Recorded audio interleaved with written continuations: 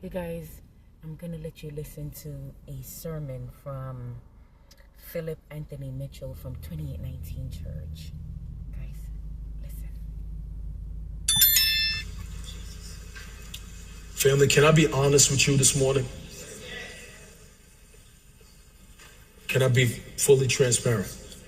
Okay. I believe personally, and I learned this from my wife.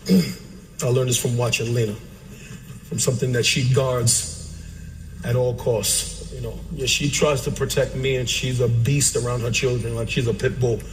Don't let that smile fool you. She'll wreck shop for one of her children.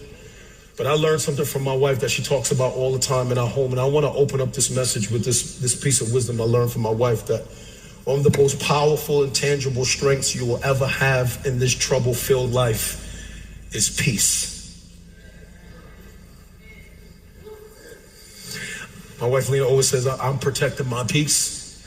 I'm not going to let these people steal my peace. I'm not going to let this steal my peace. She's always talking to me about guarding her peace. I knew not what that was like, and I learned that watching her. She's always on the guard for her peace. It is one of the most powerful, intangible things you will ever have in this life that gives a human being strength and confidence is peace.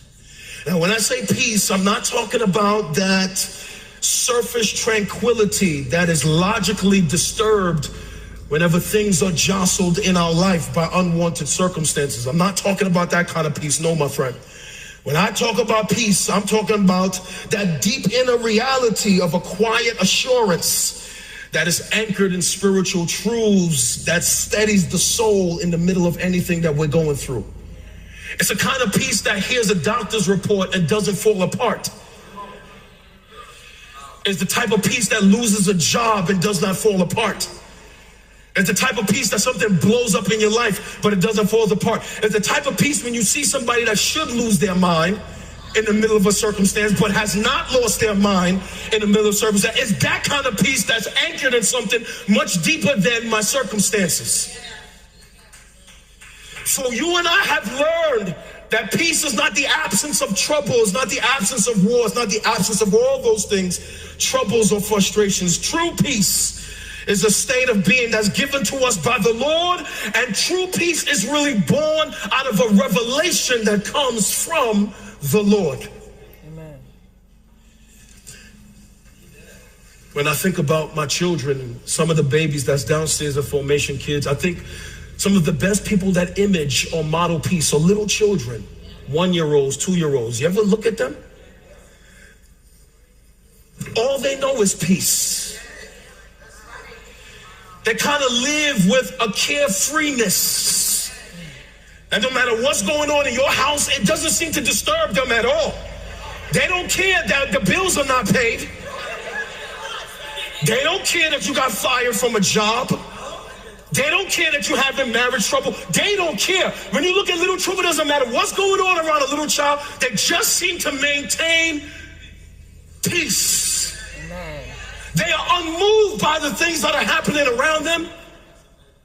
Man, they'll fall down and bruise a knee and get up and wipe their tears in 5 minutes and go right back to peace. Yes. It's no wonder that Jesus says, unless you enter the kingdom like a little Child. Like one of these. that there's so much we can learn from just staring at children. They have, watch, great peace. But I watched something happen in the lives of my own children. As they grew from being little kids to teenagers and now adulthoods, with growth came awareness. And awareness came awareness of troubles. And awareness of circumstances and situations. And then what was untroubled peace has become loss of peace from time to time, as they have grown now and they have a more consciousness of the realities of life. Because something happens to us when we're adults. As we grow into adulthood, we are constantly aware of everything around us that is wrong, that is difficult, that is hard, that rocks us from our peace. Amen. Do I got to witness anybody? Yes.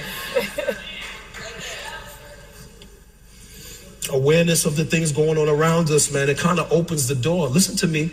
To the greatest enemy of peace. You know what that is? Not the devil. Anxiety. The greatest enemy of peace is anxiety. You know it because it comes on in a moment where something shifts in your life. Worry. Worry's not foreign to you and me. Everybody in here is worried. Everybody in here has felt anxiety. It's a common human emotion. Worry is common, man. It's brought on by any minor things, like just the shift in a circumstance can make you worry. Something falls apart in your life, you can start to worry. A circumstance moves, you start to worry. Oftentimes I've learned, because I'm a perfectionist, and pray for me, that sometimes anxiety sets in when you have a feeling of a loss of control. I ain't got no honest people in the room. Any perfectionists in the room, as soon as things are outside of your little control, you start to worry. When you cannot fix the circumstances, when they are beyond your control, we start to feel worried. Can I go deeper? Yes. The emergence of some perceived need. Carlo here to inspire you. Guys, this sermon is called Stop Worrying if you want to watch the whole entirety. And again, it's Philip Anthony Mitchell from 2819 Church. Find peace today, family. Find peace in the storm.